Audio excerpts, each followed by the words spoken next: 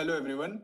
Today we are presenting the ZK Document Integrity Checker, a revolutionary system that lets you prove you possess a document without revealing its contents. Before moving forward, let me introduce you to my team. Myself, Akshit Agrawal. My teammates are Yug Agrawal and Ansh Mehta. Let me move to the problem statement. Consider this scenario. Alice needs to prove to Bob that she signed a contract, maybe a house loan agreement. In a traditional approach, Alice must send the entire document to Bob, expose all sensitive details like loan amount, interest details, etc., and risk this data being leaked or misused. But what if Alice could prove that she has the contract without revealing a single byte of it? This is where the zero knowledge proofs come in. Using our system, Alice uploads her document and gets a cryptographic commitment. Think of it as a mathematical fingerprint. A trusted registry records this commitment with just a title like House Loan of Alice with its date. Then Alice generates a zero knowledge proof that proves that she knows the document matching this commitment. Bob verifies this proof, and as a result, Bob is convinced that has the legitimate document but learns nothing about the sensitive details. Let me discuss some real world applications for the same.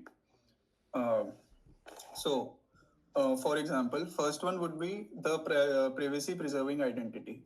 For example, proving that you are over 18 without revealing your birth date. Second would be anonymous credentials. Healthcare workers proving certification without exposing the license number or their personal details. Another one might be blockchain scaling. For example, ZK Sync and Polygon ZK EVM process thousands of transactions per second by generating proofs instead of re executing every transaction. Number four can be private voting. Prove that you are eligible to vote without revealing your identity, which is used in DAOs and corporate governance. Our system demonstrates these principles with a complete production-ready implementation. Now let's dive into how it actually works. I would like to hand over to Ansh after this. Yeah, so our system uses a three-party trusted registry model to prevent attacks and ensure security. Let me walk through the complete workflow. Step 1, commitment creation. So Alice starts by uploading a document. Our system converts it into 8 mathematical field elements and computes a Poseidon hash, special cryptographic hash function optimized for zero knowledge proofs. This hash serves as a commitment. Step 2, registration. So Alice then registers the commitment with a trusted registry. Think of it like a certificate authority for documents. The registry stores the commitment hash, minimal title, timestamp, and the cryptographic signature. Crucially, the registry does not see the document content, only the hash and the title. So now let's go to step 3, proof generation. The proof is only 128 bytes, smaller than a tweet, and takes only 2 to 3 seconds. Step 4, proof transmission. Then we go to step 5, verification. So Alice sends Bob two things: the registration ID pointing to the public commitment and the 128 byte proof. So Bob queries the trusted registry to get the commitment, then uses a verification key to check the proof mathematically. This takes just 100 milliseconds using the elect curve pairing on the BN254 curve. If the proof is valid, Bob is convinced with cryptographic certainty that Alice possesses the document, but he learns nothing about its content. Yeah, so I would like to transfer it to you, Agarwal. Okay, so now I'll showcase you a demo to so that you can better visualize how the whole flow works. I'll share my screen. Okay, so as you can see, this is a demo example in which uh, you can like very easily visualize how the whole flow works. So this is not a production app. In a production app, all these uh, different users will going to have their own data, own user portal. In this demo, I have these three tabs to showcase the different users. Okay, so as I'm told, we'll go ahead step by step from commitment generation. As you can see, I have a Poseidon server running at the backend on port 3000. and from there we'll upload the document and generate the hash of the document. For example, I have like already um, okay, so I just uploaded this demo document and I have already registered one of the documents before, and I'll show you how you can register a new one. So I'll just generate the commitment. The commitment has been created and you have to copy this commitment.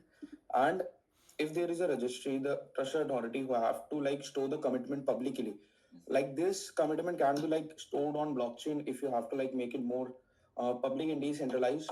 But also like this commitment can be also stored in a public repository or a public database using a trusted authority.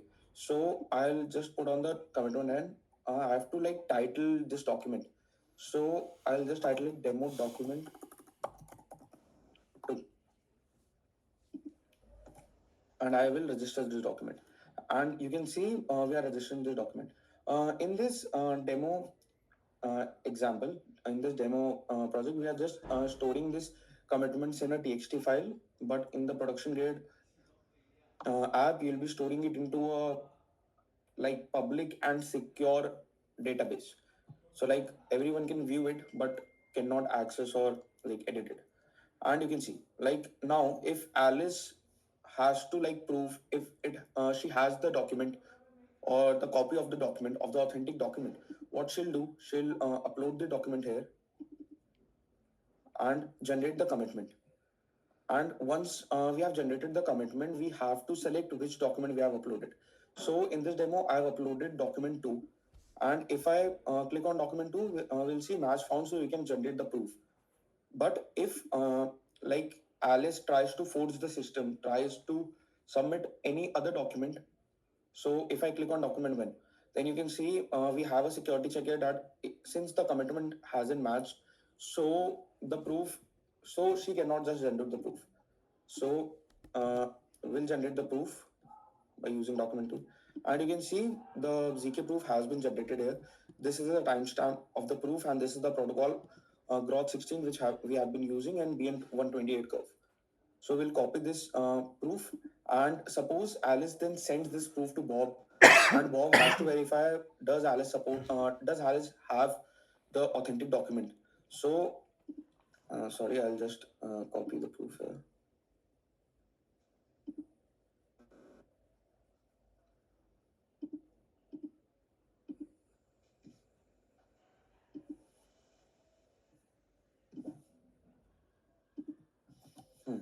So when Bob's pasted the proof, he has to select which document you have to verify.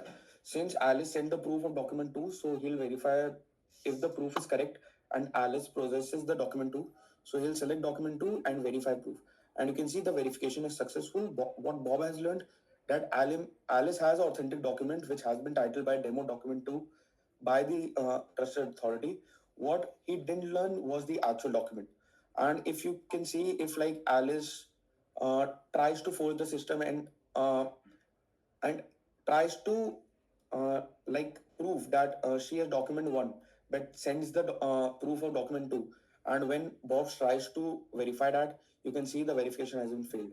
So it does not this proof does not identify verifies that the Alice have document 2, document 1 but document 2. Yeah, thank you. This was from my side.